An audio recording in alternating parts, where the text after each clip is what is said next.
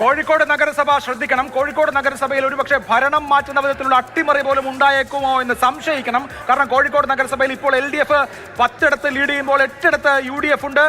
കോഴിക്കോട് കോർപ്പറേഷനിൽ 10-8 എന്നുള്ള നിലയിൽ LDF 10-9 എന്നുള്ള നിലയിൽ കോഴിക്കോട് കോർപ്പറേഷനിൽ വൻ അട്ടിമറിയാണോ?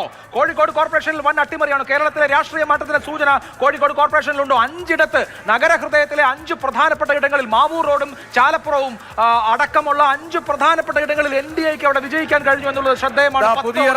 പുതിയറ, കുതിരവട്ടം, പൊറ്റമ്മൽ 3 NDA ആണ്. പുതിയറ, കുതിരവട്ടം, പൊറ്റമ്മൽ NDA ആണ് കോഴിക്കോട്ട്. ചാലപ്പുറത്ത് അഭിലാഷ് പറഞ്ഞ പോലെ NDA ആണ്. മാവൂർ റോഡിൽ NDA ആണ്. അങ്ങനെ 5 വളരെ പ്രധാനപ്പെട്ട 5 NDA ലീഡ് ചെയ്യാണ്. പക്ഷേ അവിടുത്തെ മത്സരത്തിന്റെ ചൂടും ചൂരും ഒക്കെ ഈ പുതിയ ഡിജിറ്റലും വ്യക്തമാണ്. 10-9 LDF 10, UDF 9. കോഴിക്കോട് നമ്മളോടൊപ്പം ചേരുന്നുണ്ട് ഷഹീദ്. കോഴിക്കോട് ആദ്യ വിജയം NDAക്ക് ഉണ്ടായിരിക്കുകയാണ്.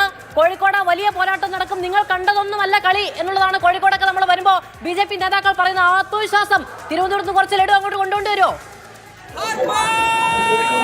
അത് പ്രധാനപ്പെട്ട കോഴിക്കോട് കോർപ്പറേഷനിൽ അപ്രതീക്ഷിതമായ 2 ഇടങ്ങളിൽ, അതായത് മാവൂർ റോഡ് ഇത് പുതുതായി ഇത്തവണ കൂട്ടിച്ചേർക്കപ്പെട്ട വാർഡാണ്. ആ വാർഡിൽ BJP വലിയ ലീഡിലേക്ക് പോയി ഏറെക്കുറെ ജയം ഉറപ്പിച്ച സാഹചര്യമാണ് എന്നുള്ളതാണ് മനസ്സിലാക്കാൻ സാധിക്കുന്നത്. ഒപ്പം തന്നെയാണ് ചാലപ്പുറത്ത് ഇവിടെ UDFന്റെ വാർഡാണ്. UDFന് ഇവിടെ വിമത സ്ഥാനാർത്ഥി ഉള്ള സ്ഥലമാണ്. ഈ ഇടം രാഷ്ട്രീയ സാഹചര്യം BJP ഉപയോഗിച്ചു എന്ന് വേണമെന്ന് മനസ്സിലാക്കാൻ. അവിടെയും UDFന്റെ സിറ്റിംഗ് സീറ്റ് പിടിച്ചെടുത്തിരിക്കുകയാണ് BJP എന്നുള്ളതാണ്.